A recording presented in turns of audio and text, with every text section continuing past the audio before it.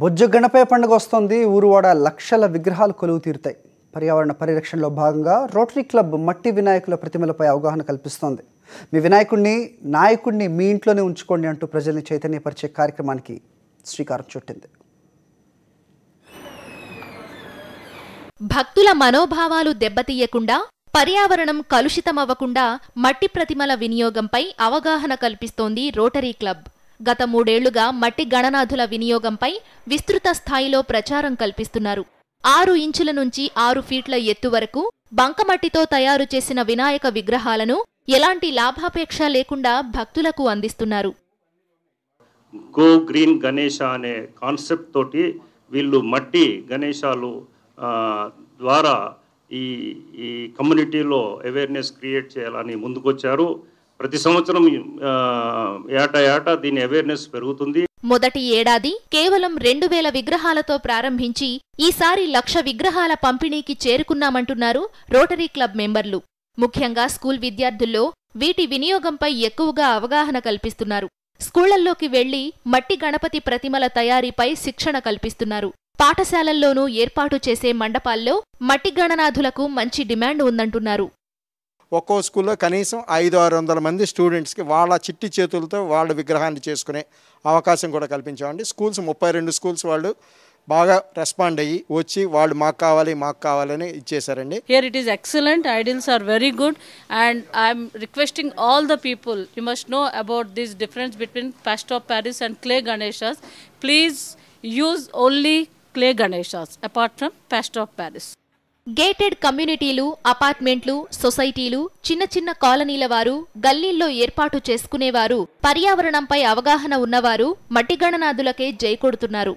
375 members family అండి మొత్తం టోటల్గా. బీడీఎల్ కాలనీ అది.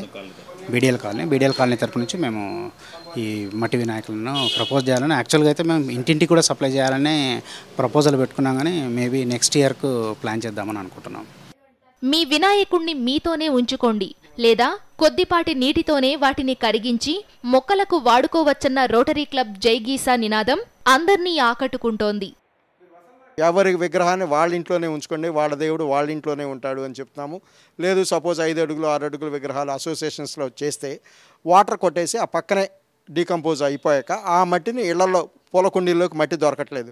నల్ల మట్టి దొరకడం చాలా కష్టం.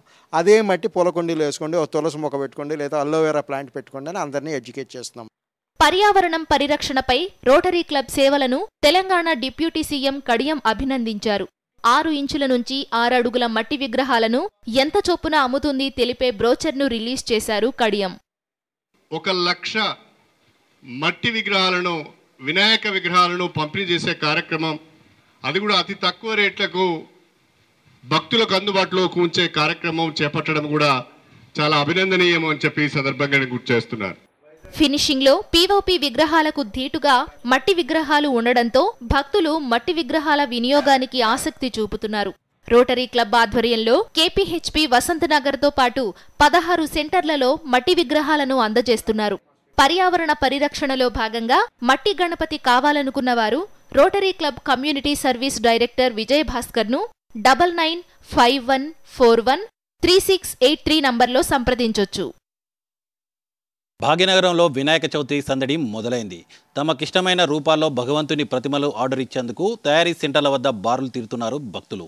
అయితే మట్టి గణపతినే వాడండి, పర్యావరణాన్ని కాపాడన్నట్టు పర్యావరణవేత్తలు పిలుపునిస్తున్నారు.